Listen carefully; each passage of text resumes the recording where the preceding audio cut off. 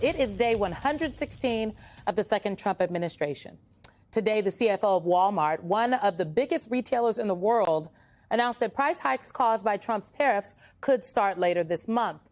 As the Washington Post pointed out today, the company has historically performed well in uncertain times and is seen as a bellwether for the health of American consumers.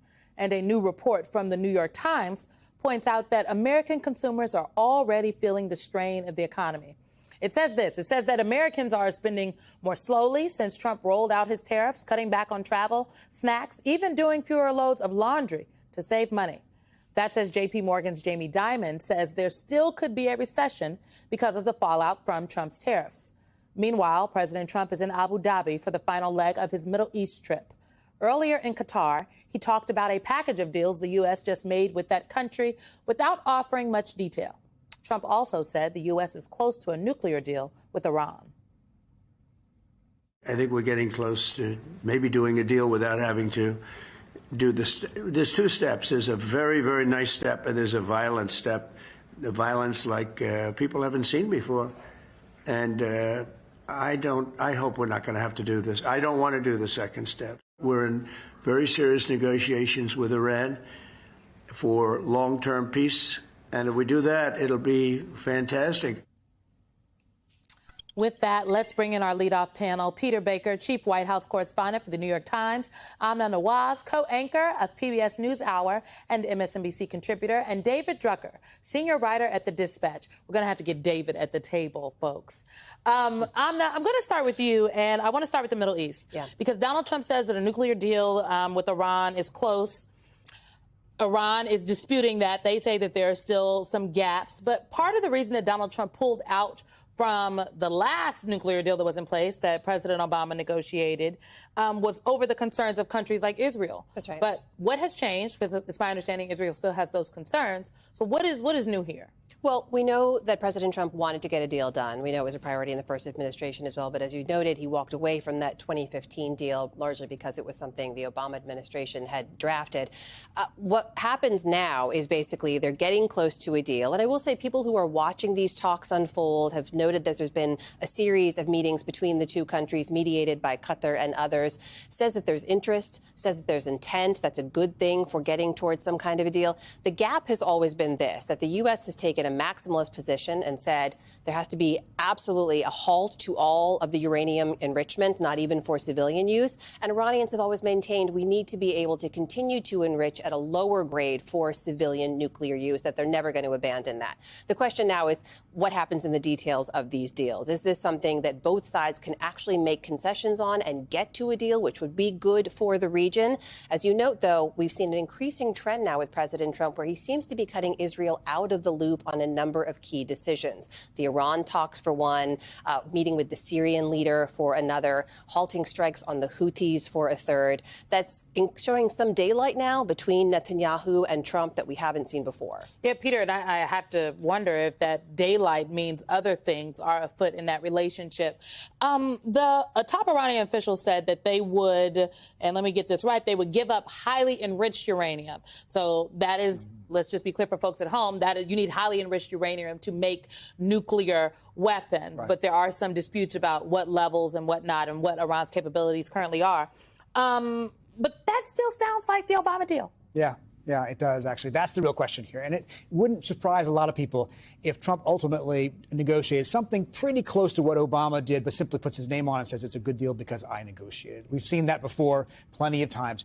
It's worth remembering that two of the criticisms he had of the Obama deal were not even just about the nuclear aspect of it. His criticisms were that it did nothing to restrain Iran from using these proxies around the region for terrorism, and the other was ballistic missiles. And so the question that a lot of people are going to be watching is, does this deal with these two other questions? Because he said if you didn't have those two things in the Obama deal, it was a useless deal. Well, will he then take it to the next level? There's no sign that Iran wants to trade away those two issues. I think it's also important to note that the last time there was a deal in place, it took years to negotiate that deal.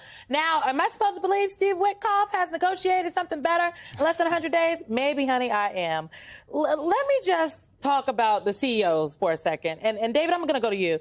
You know, there are a lot of CEOs on this trip with the president. After the murder of Jamal Khashoggi in 2018, a lot of the businesses shunned Saudi Arabia. They did not attend that investment conference.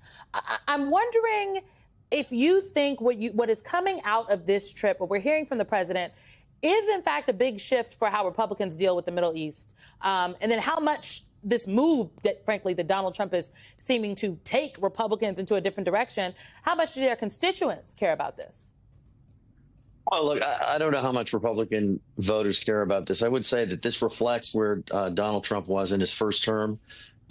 He aligned the U.S. close with Saudi Arabia, which in and of itself was nothing new.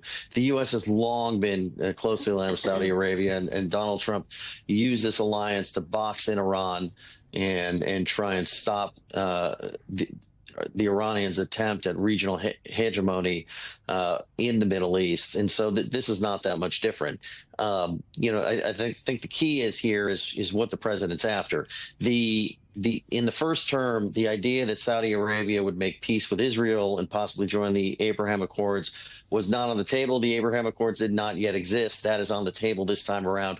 And we're seeing the president now try to deal with Iran. And as Peter alluded to, the question is here, is the president going to play hardball with Iran and make any deal contingent upon Iran ceasing its malign activities, not just in the Middle East, but around the world, in addition to being very clear that weapons-grade uranium enrichment is not allowed, and there's going to be a strong inspections regime.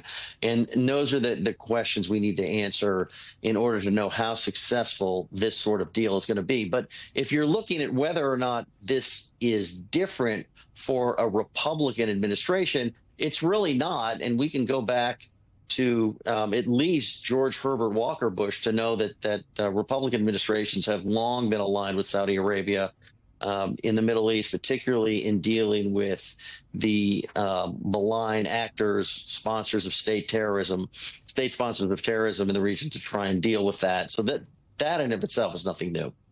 Well, David makes an important point. This point about the Abraham Accords.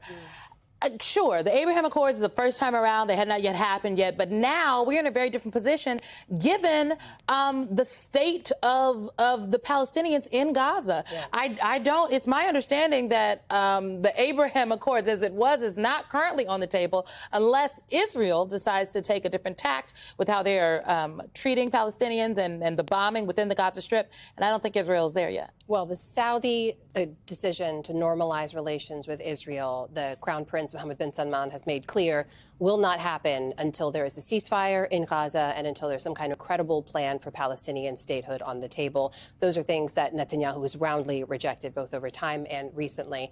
And this is something that, MBS, as he's known, the de facto leader in Saudi Arabia, has basically drawn as a line for himself. He's under domestic pressure to try to be able to say, this is something that we need, this is something we have to see. And so in order for the Trump administration to see through the ultimate goal here, which is normalization between Saudi Arabia and Israel, the two largest economies and the largest militaries in the Middle East, they need to be able to see through some kind of plan for Gaza. Let's talk about the jet, Peter. Donald Trump would like to accept a jet from the Qataris. Yeah. Democrats, they want to force a vote to actually block Middle East arms sales because of it. Is this going to go anywhere? Well, I mean, look, obviously Democrats don't have the power to overrule Republicans if Republicans stick together. But there are Republicans who are uneasy about this. This is, remember, a country that just a few years ago Donald Trump said was a big funder of terrorism. Qatar plays both sides of the fence. They're friendly with Iran. They're friendly with Hamas. Obviously, they've been our broker, our intermediary with Hamas during the Biden administration when they were doing negotiations trying to settle the Gaza war.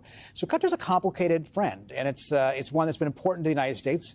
But at the same time, accepting a gift of this sort from them makes even Republicans feel uncomfortable. The question is whether they're willing to actually stand up to Trump over it, or whether they're willing to say, let's just wait and see what happens. You heard, I think it was John Thune say the other day, let's actually wait and see. It hasn't actually been announced yet. We won't see the details of it. Let's not get ahead of things. But it's not something the Republicans are thrilled about, honestly.